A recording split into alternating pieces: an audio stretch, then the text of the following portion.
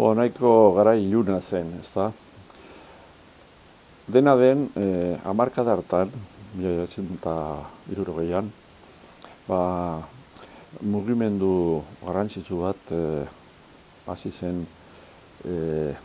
egiten eta arlo askotan, bai adibidez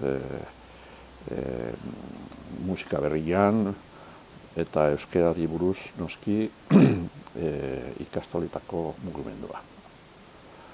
Hemen pertsona batzuk aipagarriak dira, adibidez Cortes Izal eta Diez Urzurrun, Jose Mari Satrústegui, eta bar. Eta ni momentu hartan, hain zuzen hamarkada hartan, azkenengo urteetan, sartu nintzen Príncipe de Viana erakundean. Eta horrela, gizon horiekin, aipatu ditudan gizon horiekin, gai izan ginen laguntzak eta ez bakarrik diru laguntzak baizik eta legalizaziorako eta laguntza lortzen diputazioan. Hemen diputazioa zen noski Francoren garaiko diputazio bat, baina egia esateko hango erantzule batzuk gaurkoak baino hobeagoak ziren. Eta hain zuzen, Amadeo Marco, naiz eta hain eskubitarra izan, eta frankismoaren garaian noski buruzagi ezaguna naiz eta oso argia izan, euskarari buruz oso baikorra azaldu zen beti. Eta beti errepikatzen zituen gauza berberak euskara errespetatzea da, gure arbasoak errespetatzea da, eta bar, eta orduan diru laguntza eta legalizaziorako errestasun gehiago, behar bada gaur baino errestasun gehiago ere lortu genuen. Eta garai hartan, ibili ginen Nafarroan zehar, behar bada gero, dugu horri buruz, leku askotan, lekuak lortzeko eta nahiko miserable zen hasieran lortzen genuena. Baina batez ere aipatu ditudan gizonek meritu handi izan zituzten, eta gero batzuek katea jarraitu genuen azkenengo urteotan, hamarkadan, 76ko hamarkadan. Bueno, claro, ni aipatzen ari naiz 76ko hamarkada eta uzede 10 urte beranduago sortu zen. Hemen diputazioan, Iruñean, hain zuzen, beste batzuk nahiko laguntzaile onak izan ziren, adibidez Urmeneta, Ezponda, Irazoki, beste batzuk kontrakoak ziren. Eta beti oreka hori Amadeo Marcok irabazten zuen. Gero, beranduago, hurrengo hamarkadan, eta hain zuzen transizioan garaian, pertson batzuk, adibidez, Marcelino Oreja, nahiko aikorrak izan ziren. Ez naiz, ez dut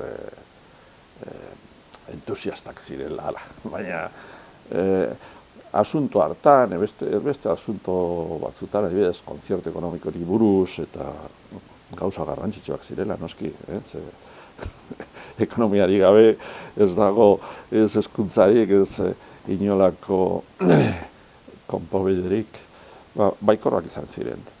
Baina, noski, hamarkada garrantzitsuena izan zen 76ko, eta hasieran baita ere 70an. Gero noski autonomia lortu genuenean, elkarte autonomoan, zuzen, gauzak guztiz aldatu ziren, autonomiarekin antolatu genuen sistema guztia, eta dirua eta alde ekonomikoa ez zen arazoa. Iskat itzuli ze sorrera ara, ez? Zuk aipatu zenidan lehengoan, izan zinera San Fermingo batzarkidea edo juntakidea edo buru edo... Si, presidentea izan nintzen. Presidentea. Lehendakari izan zinen lehenengo ikastolan, da gero... Bai. Izan nintzen, hirurogeita hamarrean edo, hasi nintzen presidente gisa. Eta lehen, jadanik saltzan sartuta nengoen, nire semeak ziren ikasleak eta... Ze ikastolatan? San Fermin ikastolan.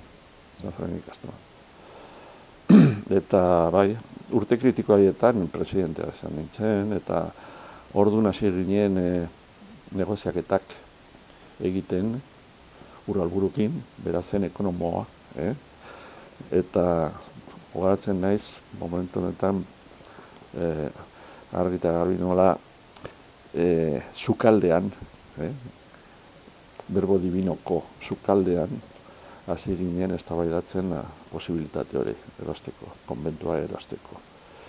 Eta azkenean, lortu genuen, bai.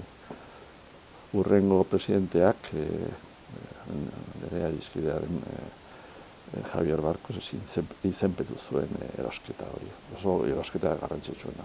Garrantzitsua noski, San Fermin ikastola azken finean da ikastolarik handiena hemen. Urralburu oraindik frailea zen orduan. Bai, ekonomoa zen. Horregatik negoziaketak berak. Beste ekintza batzuk baita ere, jadanik, okerez banago, nabaritzen zen, zaintzen zituela, ez da, bilerak eta partiduan zegoela argi zegoen. Baina oraindik frailea zen. Bueno, Nafarroan zehar, praktikoki ikastola guztiak sortzen saiatu ginen garai hartan. Eta herrialde bakoitzan, banituen lagun batzuk, adibidez, Alsasun, Antonino Urtasun, Sakanan, Jose Larrea eta beste lagun batzuk, noski, Aldaz eta abar etxarria geratzen, Arbizun, zegoen, nola bezala, zorbaitzen bai. Eta ikusten badu, azarre egingo da, nekin, moztu beharko duzu. Lizarran kontaktua zen Pinillos, gara hartan, beste lagun batzuk baita ere. Ez banago, Jose Txotxarri, noski, Pinillos, Txopin Errazki, Eta horrela leku guztietan, Zangotzan, Beruntza, El Herrero, ez nahi zorroitzan izena zorain, eta Tafalla, gauza berbera. Genuen laguntzale, promotor, gisa lagun batzuk herrialde guztietan. Zubirin Lourdes Zabalza, Mikel Zabalzaren arreba, eta Laitza beste lagun batzuk baita ere, Oreja eta Jose Larrea baita ere, Jose Larrea hil zen eta oso garrantzitsua izan mugimendu hartan. Eta lagun horiekin ikusten genituen beharrak eta zentzuk ziren, eta gero nizaiatzen nintzen diputazioan, beste lagun batzuekin, aipatu ditudan lagun horiekin, laguntza eta dirua eta ofizialtasuna beharrezkoa bat zen lortzen. Eta Lizarran, jadanik gauzak nahiko handuak ziren. Pirillos, Josetxo eta bar, Josetxo eta barrek lan ona izan ziren. Ni negoziaketa bat gogoratzen dut Elpuin eramateko lehengo ikastola. Antzegon San Julian zen zuzendaria garai hartan bai. Gero ja, eskola pietan eta nire nahiak egin zuen proiektu bat baita ere, eta gauzak ja helduak ziren.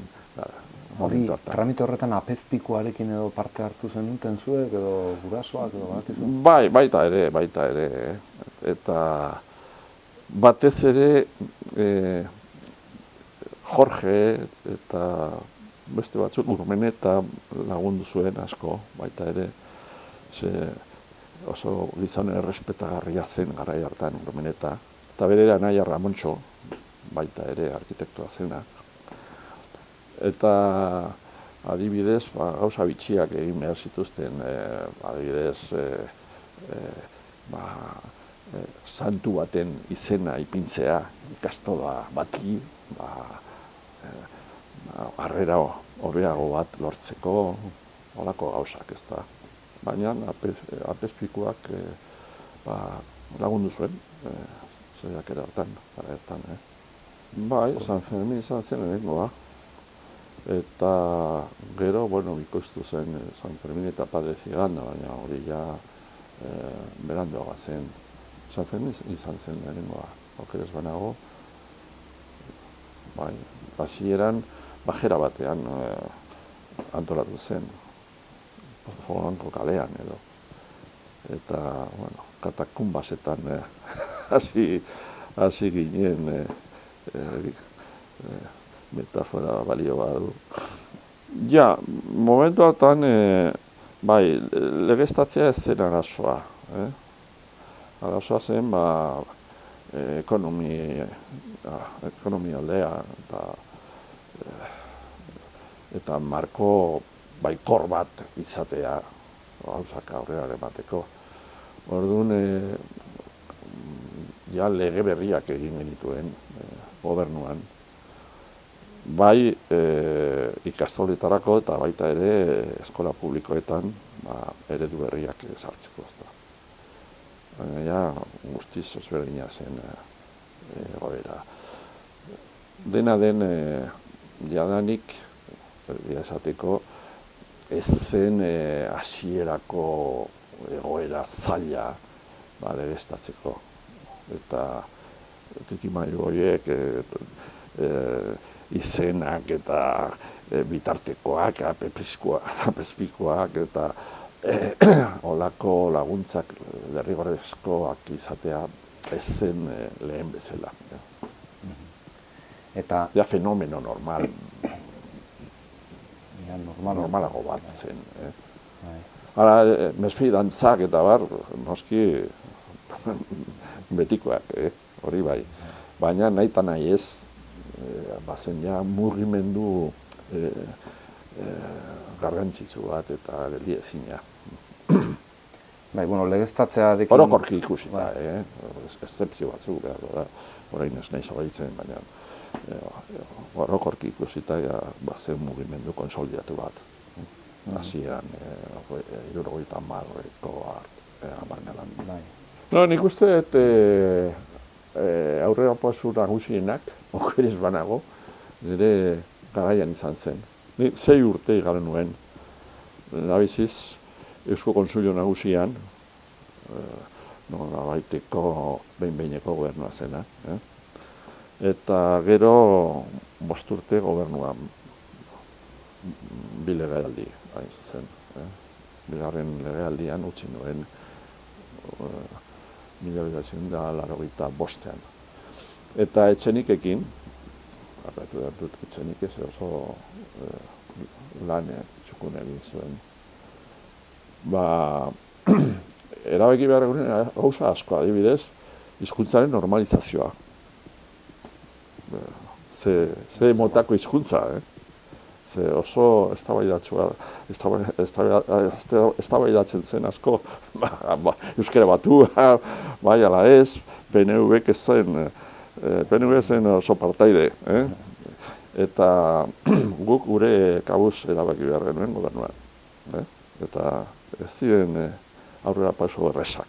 Bizkaitarrek hor bazuten bizkairaren... Bai, errespetatu behar dira ikuspegi guztiak, eta egia esateko leku askotan eta euskalki batzuetan nahiko aurrera pauso eztabaidagarria zen momentu hartan. Mitxelena, oso adizkide ona nuen Mitxelena, asko lagundu zuen, saiakera hartan. Baina erabaki hori oso garrantzitsua izan zen, ez bakarri hezkuntza sailan, baita ere ofizial arlo guztietan, ezta. Eta jadanik planteamenduak gutxienez, ni ez nahi zauditzen oso ondo datak eta bar, baina nik uste dut 6 urte haietan planteatu ziren proiektu guztiak. Gero, ziurazki, berriro diote ez nahi zauditzen ondo, ziurazki lege berriak baita ere, ezarri zituzte, baina ikustu dut 6 urte haietan kritikoak izan ziren martxan jartzeko. Bueno,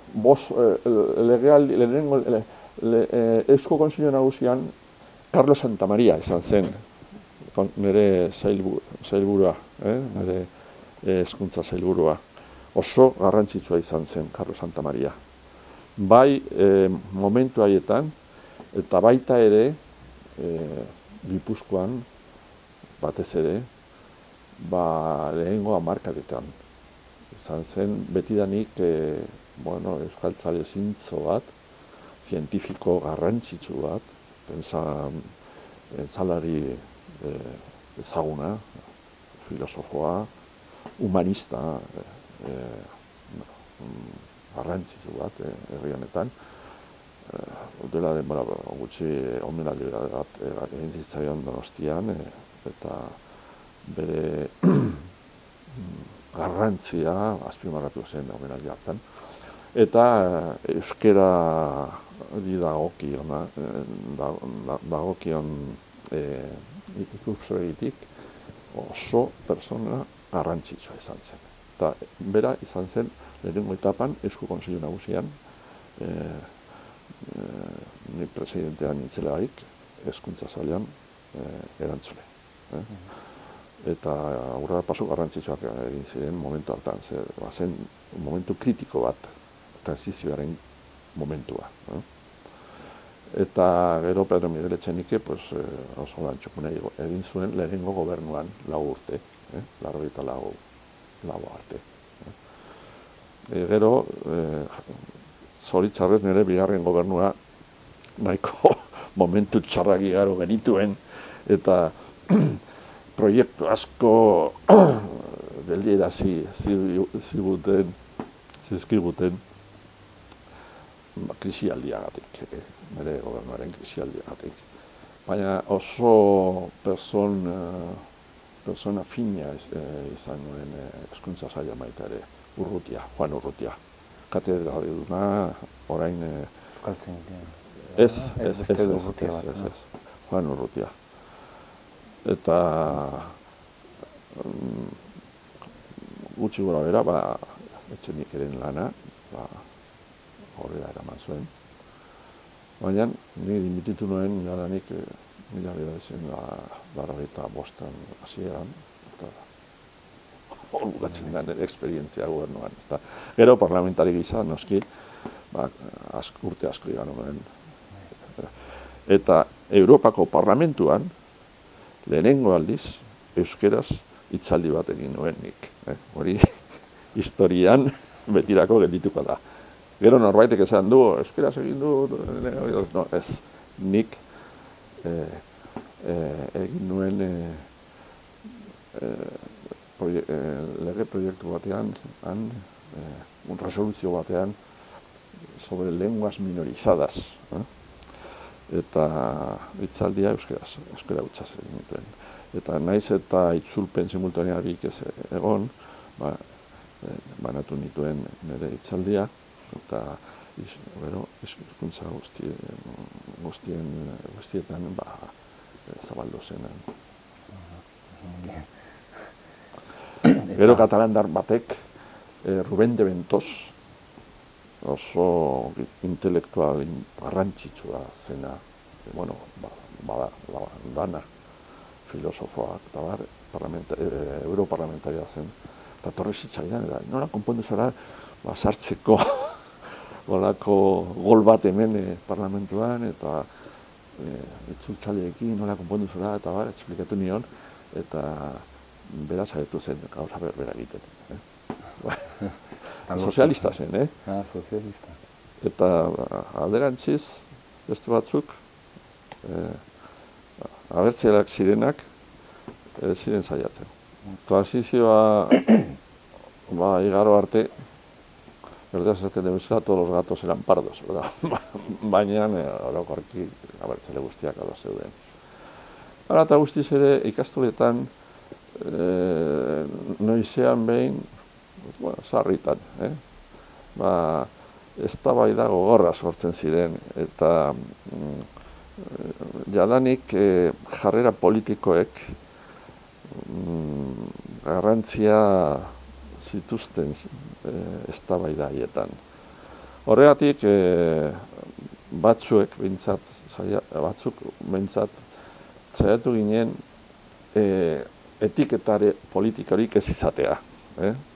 Hori ekiditeko. Ze batzutan krisialdiak oso gogorrak izan ziren. Adibidez hemen, gero baikorra suertatu zen, baina Pade Ziganda eta San Fermin ikastola bikoiztu egin ziren olako krisialdi batean. Eta jadanik krisialdi haietan azpian zituzten ezberdintasun politikoak, abertzaleen arteko diferentziak. Noski, alderdi espainolistek, beti bezala, behar bada ez ziren hain kontrakoak, orain bezala, ikusten dugun bezala. Baina, noski, mundu abertzalea bultzatzen zuen mugimendua. Gero, paradogikoki esaten dute, ez dugu polizitatu behar euskera eta euskeraren arazoa. Bueno, zeinek politizatzen dugu.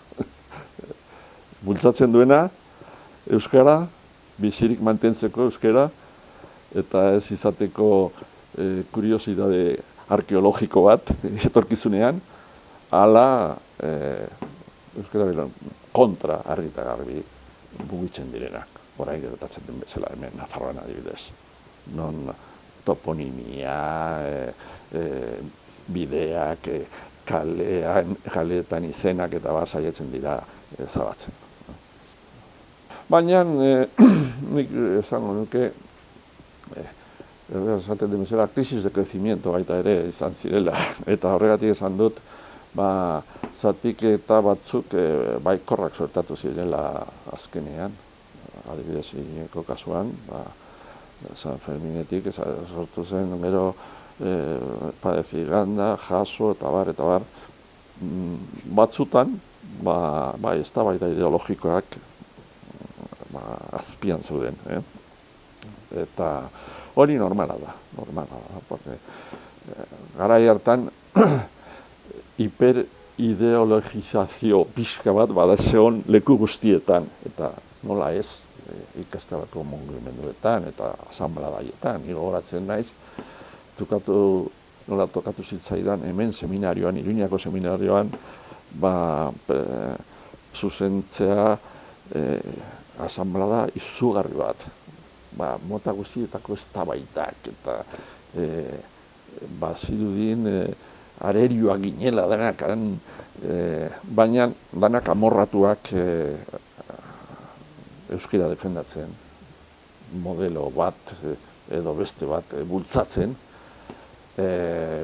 antolaketak, erlazioak irakasleekin eta gurasoekin nola izan behar zuten, eta bar, baina borondate honaz, orain ikuspegi zabal batekin ikusita, hori, krisis de crecimiento eta borondate honaz beti. Nik uste dut benetako eredu aipagarria izan zela, mugimendu kooperatibo hori, eta nik adiskide honak izan ditut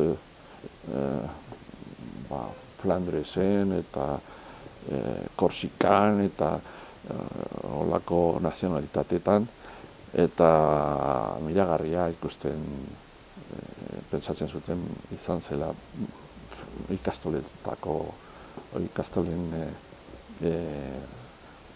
fenomenoa, ezta? Eta indar soziala eta familietako parte hartzea eta iruditzen zitzaien zoragarria izan zela eta benetako eredu bat. Alde batetik, noski euskara hezkuntzan izatea, hori noski zen helburu bereziena, bezki hil zorian zegoen euskara hainbeste lekutan, eta nahiko egoera tragikoa zen.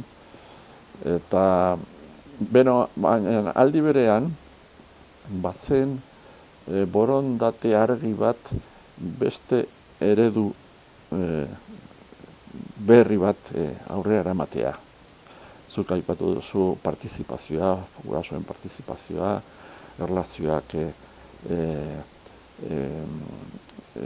irakasleekin, eta alde kooperatibo hori bazen zerbait berria, ezta? Eta aldi berean hezkuntza aurrerakoi bat baita ere. Ez eredu tradizionala, memoristikoa, eta baizik eta hezkuntza zabal eta integral bat, ezta? Nik uste dut baietz, Franko izu. Ja ez naiz hain sartuta izan mundu hartan, baina ikusi izan dudanez nire hilobekin eta urrengo belaunaldiak ikusterakoan, ikuste dut gauza jarraitzen zuela, ezta. Orain, badaukat, nire bilak adibidez eskola publikoan, zaman, ezta? Eta nik uste dut giroa nahiko parekatua dela, Jainko eskolak, ze hori aurrera paso handi bat izan zen, baita ere, eskola publikara eramatea euskara eta irakasteko modua baita ere, eta erlazioak eta ereduak. Hori esan daiteke ikastolek inportatu zutela? Nik uste dut baietz. Nik uste dut ikastolak pionerak izan zirela, ikuspegi berri hori eramateko baita ere gero eskola publikora. Anekdota asko daukat gogoan, ezta. Ni goratzen naiz adibidez, Eugin, herri txiki batean hemen,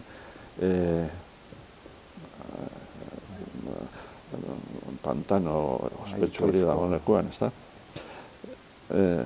Bilera bat elizan, gurasoekin. Guraso gutxi, oso herri txikia zen, baina niretzako Eugi zen azken muga, euskeraz egiten zena, inguru hartan. Eta behar bada voluntarismo asko zen han ikastola bat sortzea. Baina mila bat egin ginen gurasoekin, eta gurasoek ez ezi, euskera, ¿para qué? Para avergonzarnos y hacernos pasar los trances que hemos pasado. Eta hori zen behar bada inguru euskaldunetan zegoen balorazioa. Ni txofer bat urte asko izan nuen gobernuan nengoenean. Ni beti saiatzen nintzen euskaldun bat nire alboan izatea, ezta? Idazkaria, zein txofera eta deberkatuta zuten beti erderaz hitz egitea. Aritzeko euskeraz, hala eta guztiz ere nahiko euskera, euskaldun bere baten nahiko trakitsua da, ezta? Baina,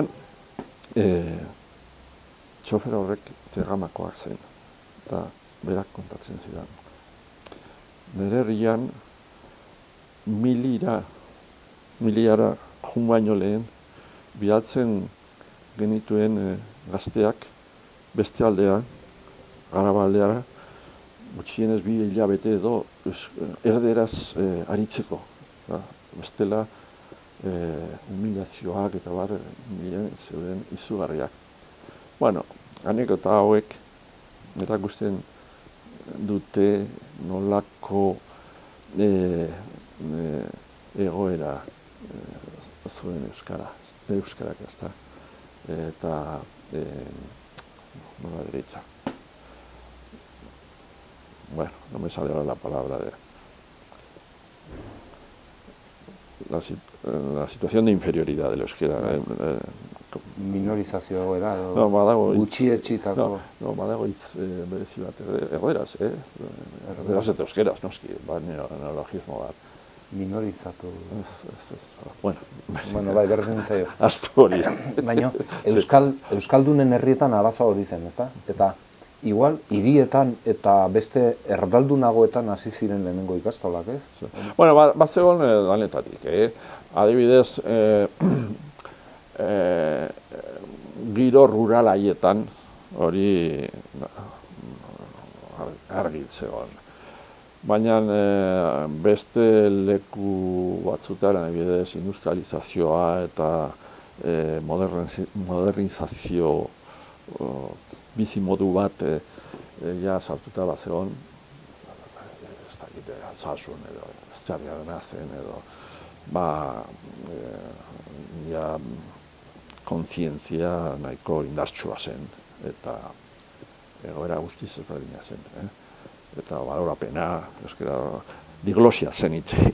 Hori da, diglosia zen.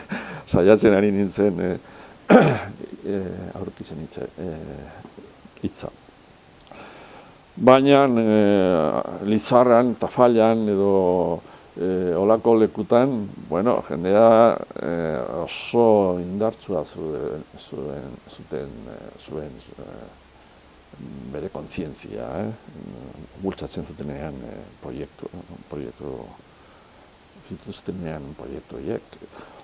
Eta orduan, paradogikoki askotan, non euskara hil zorian zegoen lekuetan, kontzientzia hori berpizten zen.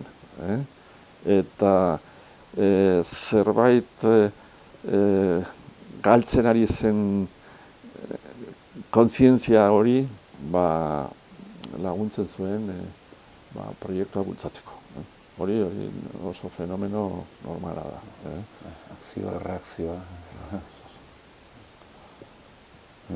Ni adibidez, horatzen naiz, Prinzipe de Viana nengoenean, adibidez, erronkarira joaten ginen. Eta han azken Amona euskalduna, jadanik iaia hil zorian zegoen, oso zaharra, eta beti kontatu dut anekdota hau. Amona horri entzun ondoren, erronkariko euskeraz azken lekukoa, tristura izugarria sentitu nuen, pentsatuz nola, ez dakit zenbat mila urte, ondoren hizkuntza hiltzalian zegoa. Gero, joan ginen agaragardo bat hartzera, bere etxean zegoen bar batera, behian, eta han zegoen emakume bat, bada bere alaba izango zen, edo, ez dakit. Eta nola esan zuen erderaz. Esto los domingos se nos llena de vascos. Eta nire barruan zeketen nuen izugarrizko kolpe bat. Esaten nola galtzen da, herri baten kontzientzia, bere nortasunaren kontzientzia, hizkuntza galtzen denean. Bezain pronto, kontzientzia galtzen da. Nire amaren herrizkan, hemen Soraurenen, Iruña ondoan, hogatzen txikitatik, nola gizonek, aberei, biei, eta bat, hitz arraroak esaten zizkieten. Aida be, esti.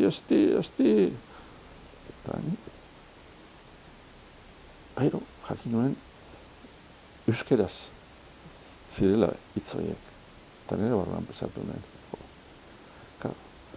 Abereak eskolara ez dira jun. Eta sekretarioak eta guardia zibilek eta bar ez dute manipulatu asunto hori. Eta triste da herri hon batean euskera aberekin bakarrik. Guerten duzu zera dirazten dudan. Adierazi duzu.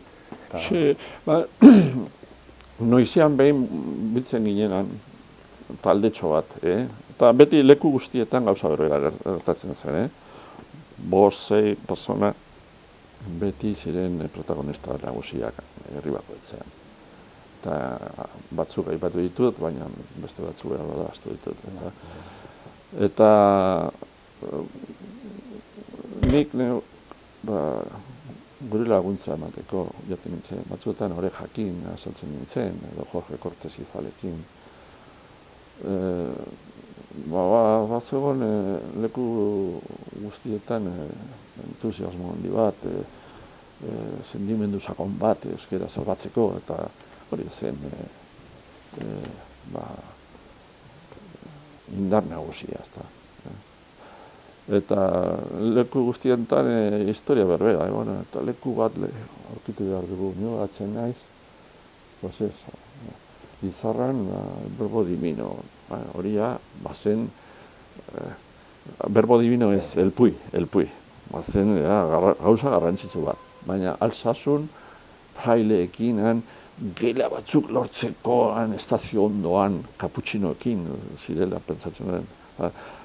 Nire lana bukatu ondoren, 7 edo autoarekin Alsasura, hori, mendikatzea, hori, edo Tafallan, monjekin, aberia, gela bat libre zegoen, ala ez, gero eskolapioekin, eta bat, horrela betzen ninen. Lizarren, hasieratik nik uste dut, benetako eredu bat izan zen, eta ambizioa eta indarra erakutsi zuela gauzak aurrera eramateko, eta beti a lo grande, ez a lo grande relatiboki, konparatuz, paltasunarekin beste lekuetan nola ibili behar genuen, ezta? Eta horregatik, egin zen, azkenean proiektu berri bat, eta zentzu hartan, eta baita ere, emaitzak, hezkuntzan, eredugarriak izan zirela, pentsatzen dut, izan direla.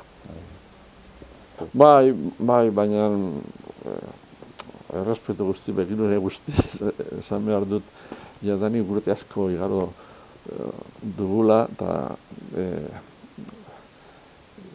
gogoan ditut batez ere hasieran ezagutu nituen lagun horiek, ez da, Pilillo, Josecho, eta txasko zegoen baita ere. Baina, klaro, hainbeste lekutan egin, hogeita piku ikastolak antolatzen hemen Nafarroan, eta gero ja karte autonomoan saltzan hartu nintzen, eta horregatik oso memoria txarra daukat, eta izen asko ahaztu du. Nik uste dut, hiru iturri nagusi genuen, ez da, alde batetik, gurasoen sakrifizioa. Bigarren, ofizialki lortzen genuena, diputazioan. Eta hirugarrena, laguntzak, jendearen laguntzak. Lehen egunean esan nizun, nola aurkitu nituen faktura batzuk, aurkitu nituen nire etxean, el butano de subir, el no sé qué sitio, horrela ibiltzen ginen. Eta batzutan, kasu batzutan, ez ditut izenak aipatuko, lagun batzuen artean mantentzen genituen soldatak momentu estuetan, ez da? Leku berezi batzutan. Norbere dirutik poltsikotik jarriz, ez? Bai. Ikastola konkretu batean, beste lagun batekin mantendu gintuen urte luze bat, anderinoa bakarra zen. Eta gero ikastola hori akartu zen beste batekin, handi batekin herrialdean. Ez dute izena aipatuko, por razones obvias, depende bezala. Baina horrela ibiltzen ginen. Bueno, gero noski garrantzia handi bat izan zituzten ekimen horiek, adibidez, inbertsio berriak egiteko. Bestela, gastu berezi horiek zinezkoak ziren ekimen horiek gabe, ez da. Baina martxa korrontea, finantziaketa lehen aipatu dudan bezala izan zen, batez ere, por módulos eta ofizialki baita ere, bazen laguntza bat. Baina Nafarroan zibilaldia eta bazen proiektu berriak sortzeko derrigorrezkoa. Saiatzen ginen beti laguntza lortzen baita ere profesionalek egiten zituzten lanagatik. Lanatik. Adibidez? Bueno, honorarioak eta halako gauzak beti laguntza pixka bat lortzen, ez da. Era una actitud mendicante, permanente. Doainik egiteko lana eskatzen zeniotela, ez, jendeari hori zen edo? Laguntza mota ezberdinetako laguntzak lortzen nuen. Lanak egiteko, edo arkitektoak, edo abokatuak, eta doainik egiteko gauzak, eta Gogoan duzu horrelako zerbait? Bai, gogatzen naiz, baina diskretoki nahiago dut mantentzea. Kontatu daitekenen bat ez dakizu. Badakit, ejemplu bat, profesional batek nola barkatzen zuen honorarioak eta gero diputazioak eskatzen zizkion gainera zergak. Eta naiz eta saldu, doainik egin nuen, eta ez, gaina multa bat ordaindu behar. Lan egin da gainera berak ordaindu behar gero. Eta horrela... Izena ez dut aipatuko, baina kasu olako gauzak eta anekdotak merezi duela aipatzeak pentsatzen dut. Jende askok sakrifizioa eta laguntza eman du, eta horregatik bada fenomeno berezi bat ikastoletako fenomenoa. Badago zerbait, igual, galdetu ez dizu dana, eta aipatu nahiko zenukena hor, zateko... Ez dakit. Errepaso zabala egin dugu eta. Sí, ya, creo que ya hemos hablado. Behar bada gehiagit egin dut. Gehiagit eta gaizki. Badukak buru gaizki gaur. Naiz irlandez batekin entrevista bat egiten, eta inglesaz ez nuen hitz egin duela demora asko. Eta, ja, noizean mi pasatzen nintzen euskerara, eta orain alderantziz, nik txatxetan esaten duen bezala, ikaldun berriak itzulpen simultaneoa egiten dugu, ezkero batzutan nahazten gara baita ere, eta, bueno, bakatuko gaizki ozanak, bakatuko dituzue. Nik eskondu nintzenean, esan nion, ja, txikitatik saiatu nintzen ikasten euskeraz, ezta? Nabiziz, 11 urtekin, aita Zabalaren gramatika xume batekin hasi nintzen ikasten pixka bat elementoak, edo. Eta, goratzen naiz, matematikaz klase batean, profesorak ikusi gramatikoekin eta zaplaztada bat eman zidan, Gero, human diren gramatika batekin, nirean nahi zaharrenak zeukana etxean, hasi nintzen ikasten gehiago, baina, gara jartan ez zegoen aukerarik barnetegi batera joateko, eta eskondu nintzen esan nion nire mazteari, orain, derrigorrez ikasi behar dugu. Estela, gure semek, etxean ez dute hitz egiteko aukerarik gurekin, eta hasi ginen biak, Lazkaon, oporretan, zautu ginenan, praileekin lehenengo ikastaro batean, antolatzen zutenean Lazkaon. Maizpiden. Eta familia batekin, garo genuen gure oporrak, Lazkaon. Eta horrela ikasi genuen, baina, pero inbidia izan dut beti ikustelakoan gaur dauden errestasunak, ez da.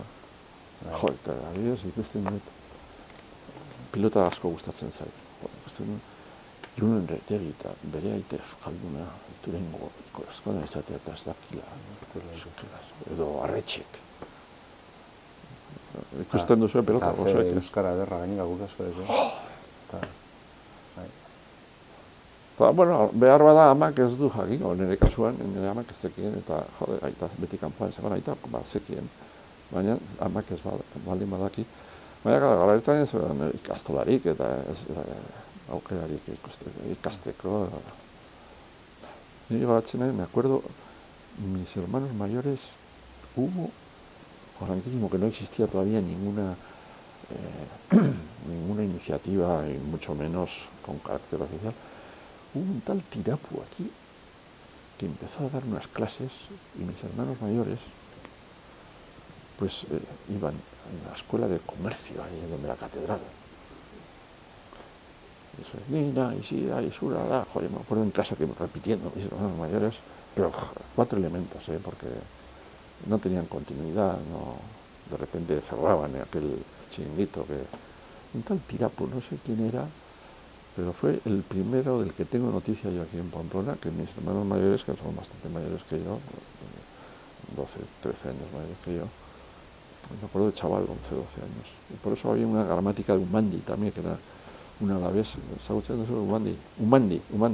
Es da seudónimo bat, bere izena, joder, no la sé, izan bat. Bera, eskaldun berri zen, eta bazuen oso gramatika komplikatua lodi bat. Eta horrekin aurrera pauso bat egin nuen, baina ez zegoen. Itzegin behar da. Itzegin behar da. Inmersioa. Mintzo praktiko eta jo.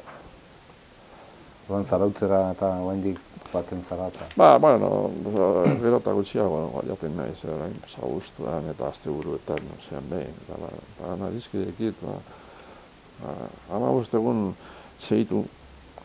Aritzen bazara, konturatzen zara, ja, danik beste errestasun bat lortzen duzula. Baina, zoritxarrez, ez da inen zukatzen ikasten, joder. Hain apostralde euskera, joder. más que el francés y el inglés junto. Es la estructura del idioma, todo es completamente diferente, ¿no? Bueno, gero badago beste gauza bat, Claro, ingelesaz, latinez edo griegos, eskolan onartu behar zizutela, eta ebaluazioak etxera bidaltzen zituzten, eta bar. Euskeraz ikasten ari ginen en plan amateur. Eta denbora librean gainera. Denbora librean, eta ez da gauza bera. No, baina eta guztiz ere intrinsekoki da hizkuntza oso ezberdina, bere struktura, bere sintaxia, bere aditza, eta guztiz ezberdina. Hizkuntzak asko gustatzen zitzaizkidan. Latina, adibidez, hemen etxean badaukate liburu asko latinez. Gustatzen zitzaidan asko. Baina egia esateko euskara gustatzen zait. Latina eta griego baino gehiago. Baina hori bada, esan duzun bezala, un tiempo libre, sin tener que pasar curso, eta bar.